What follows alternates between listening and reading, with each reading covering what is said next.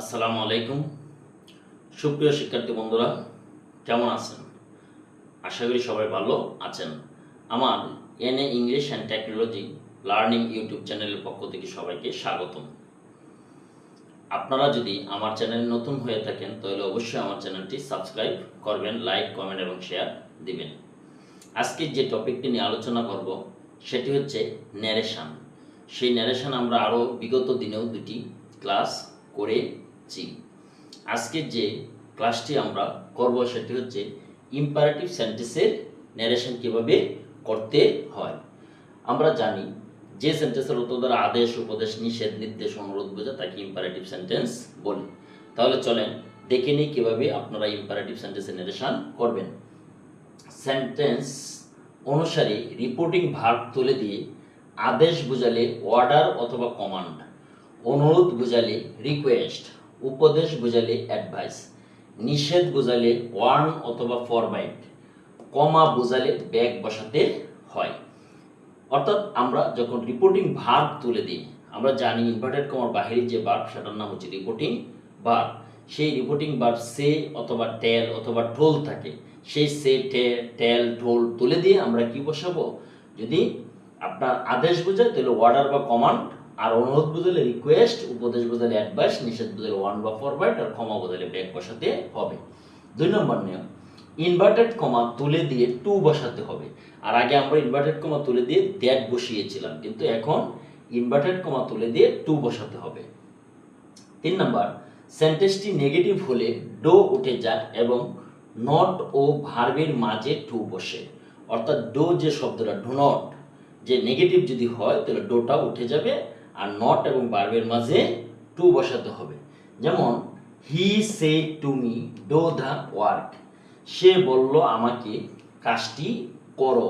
তাহলে এর মানে সে কি করছে? আমাকে আদেশ করছে, যে কাজটি করার জন্য বলা হয়েছে। তাহলে হি অর্ডারড মি। এখানে দেখেন সেড আছে, সেড শব্দটা হচ্ছে ফার্স্ট ফর্ম, তাই এখানে অর্ডারের সাথে অর্ডারড, হি অর্ডারড মি। এরপরে দেখেন ইনভার্টেড কমা তুলে দিয়ে আমরা কি বসাইছি? টু। এরপরে do the work, he said to me do not read the book, সে আমাকে বলল বইটি পড়িও না। বাক্যটি নেগেটিভ। এখন লক্ষ্য করেন হি ওয়ার্নড মি, অর্থাৎ সে কি করলো? আমাকে নিষেধ করলো যে বইটি পড়িও না। তাহলে হি ওয়ার্নড মি। এবার লক্ষ্য করেন ডো এবং ভার্বের মাঝে নট, এই দেখেন নট, অর্থাৎ টুর মাঝে যে নট হয়, এই দেখেন নট টু রিড, নট এবং ভার্বের মাঝে টু বসেছে। তাহলে not to read the book. এরপরে mother said to me do not run in the sun, মা বলল যে রুদ্রে দৌড়াদৌড়ি করিও না। সে আমাকে উপদেশ দিল যে রুদ্রে দৌড়াদৌড়ি করো না, আবার নিষেধও হতে পারে। তাহলে মাদার অ্যাডভাইসড মি, আমাকে উপদেশ দিল যে not to run in the sun, রুদ্রে দৌড়াদৌড়ি করিও না। রিপোর্টেড স্পিচটি প্লিজ দ্বারা আরম্ভ হলে প্লিজ তুলে দিয়ে কাইন্ডলি ব্যবহার করা যায়, কিন্তু প্লিজ বাদ দিয়ে শুধু ভার্বের পূর্বে টু দিলেও চলবে। অর্থাৎ আপনারা প্লিজের পরিবর্তে কি দিয়ে ব্যবহার করতে পারবেন? কাইন্ডলি ব্যবহার করা যাবে। আর যদি কাইন্ডলি ব্যবহার না করেন তাহলে কি শুধু টু দিলেই হবে। 5 নম্বর, রিপোর্টেড স্পিচটি প্লিজ দ্বারা আরম্ভ হলে কিন্তু সেন্টেন্সটির অর্থ নেগেটিভ হলে কখনো কাইন্ডলি ব্যবহার করা যাবে না। অর্থাৎ বাক্যটার অর্থ যদি না বোধক হয়, প্লিজ আছে কিন্তু বাক্যটির অর্থ না, তাহলে কখনোই কাইন্ডলি ব্যবহার করা যাবে না। যেমন he said to me please lend me your book, সে আমাকে বলল দয়া করে তোমার বইটি আমাকে দাও। তাহলে সে আমার কাছে কি চাইলো? দয়া করে, তাহলে অনুরোধ করলো। তাহলে অনুরোধ করার জন্য আমরা কি ব্যবহার করব? হি রিকোয়েস্টেড মি, সে আমাকে অনুরোধ করলো। এখানে ইনভার্টেড কমা তুলে দিয়ে কি বসাবো? টু। এরপর দেখেন প্লিজের পরিবর্তে আমি কি দিছি? কাইন্ডলি। ল্যান্ড, এখানে কি বলছে? ল্যান্ড মি, এখানে বলছিল কি মি, মি বলতে তাকে, তাহলে কি ল্যান্ড হিম। ইউর বুক মানে কি? মাই বুক, আমার বইটি দেওয়ার জন্য বলা হয়েছে। He said to me please do not read the book, সে আমাকে বলল দয়া করে বইটি পড়িও না। তাহলে হি রিকোয়েস্টেড মি, সে আমাকে অনুরোধ করলো। এবার দেখেন আমরা আগের নিয়ম পড়েছিলাম যে ডু নট থাকলে আমরা কি দেব? নট এবং ভার্বের মাঝে টু দেব। তাহলে নট টু, এরপর দেখেন রিড দ্য বুক, দয়া করে বইটি পড়িও না। হি told me please give me a glass of water. He requested me, inverted comma তুলে আমরা কি দিয়েছি, টু দিয়েছি, আর প্লিজের পরিবর্তে কাইন্ডলি।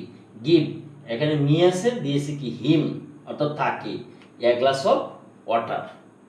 রিপোর্টেড স্পিচ এ লেট থাকলে এবং সেন্টেন্সটির অর্থ দ্বারা প্রস্তাব বোঝালে রিপোর্টিং ভার্ব তুলে দিয়ে প্রপোজ টু অথবা সাজেস্ট বসাতে হয়। ইনভার্টেড কমা তুলে দিয়ে দ্যাট বসাতে হয়। অর্থাৎ যদি আপনার লেট আছে আর সেই লেট দ্বারা যদি প্রস্তাব বোঝায়, তাহলে আপনি কি বসাতে হবে, ইনভার্টেড কমা তুলে দিয়ে প্রপোজ অথবা সাজেস্ট ব্যবহার করতে হবে। এখন আর রিকোয়েস্টেড হবে না, অ্যাডভাইস হবে না, ফরওয়ার্ড হবে না। এরপর দেখেন ইনভার্টেড কমা তুলে দিয়ে আমরা আগে বসিয়েছিলাম টু, কিন্তু এখন আর টু হবে না, ইনভার্টেড কমা তুলে দিয়ে আমরা কি বসাবো, দ্যাট। আরেকটা বিষয় লক্ষ্য করেন, রিপোর্টেড স্পিচ এর কর্তার পরে অর্থাৎ সাবজেক্টের পরে শুড ব্যবহার করতে হবে। উদাহরণ লক্ষ্য করেন, Hasan shed to me let us play cricket. Hasan আমাকে বলল চলো আমরা ক্রিকেট খেলি। তাহলে চলো আমরা ক্রিকেট খেলি, তারা কি বোঝাইছে, প্রস্তাব বোঝাইছে। তাহলে হাসান প্রপোজ টু মি, আমাকে প্রস্তাব করলো যে, ইনভার্টেড কমা তুলে দিয়ে এখানে আমরা কি বসাইছি, দ্যাট বসাইছি। এরপরে বলছে আস আছে এখানে দেখেন উই, এরপর নিয়ম অনুসারে কি হয়েছে, শুড, তাহলে উই শুড প্লে ক্রিকেট। এখানে লক্ষ্য করেন, she said let us be friends again, সে বলল চলো আমরা পুনরায় কি হয়ে যাই, বন্ধু হয়ে যাই। তাহলে শি সাজেস্টেড দ্যাট, সে প্রস্তাব দিল যে, ইনভার্টেড কমা তুলে দিয়ে আমরা কি বসাইছি, এখানে দ্যাট বসাইছি। তাহলে শি সাজেস্টেড দ্যাট, এখানে আছে আস, আমরা দিছি কি they should be friends again, সে প্রস্তাব দিল যে তারা আবার কি হতে চায়, বন্ধু হতে চায়। Karim told me let us arrange a picnic, Karim আমাকে বলল চলো আমরা একটা পিকনিকের আয়োজন করি। তাহলে Karim propose to me that, এখানে দেখেন আস আছে, আমি দিছি আসের পরিবর্তে কি ব্যবহার করছি, উই, আর সাবজেক্টের পরে নিয়ম অনুসারে বসাইছি কি, শুড। তাহলে we should arrange a picnic.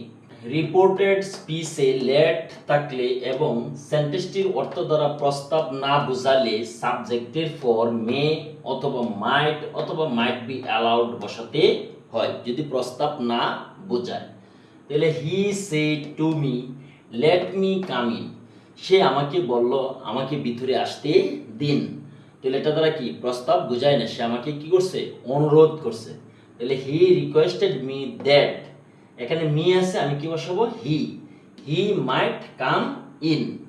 He says let the dog bark, সে বলল কুকুরটাকে ঘেউ ঘেউ করতে ধাও। তাহলে এখানে কি আছে, প্রেজেন্ট টেন্স আছে। তাহলে হি সেজ, ইনভার্টেড কমা তুলে দিয়ে কি বসালাম, দ্যাট।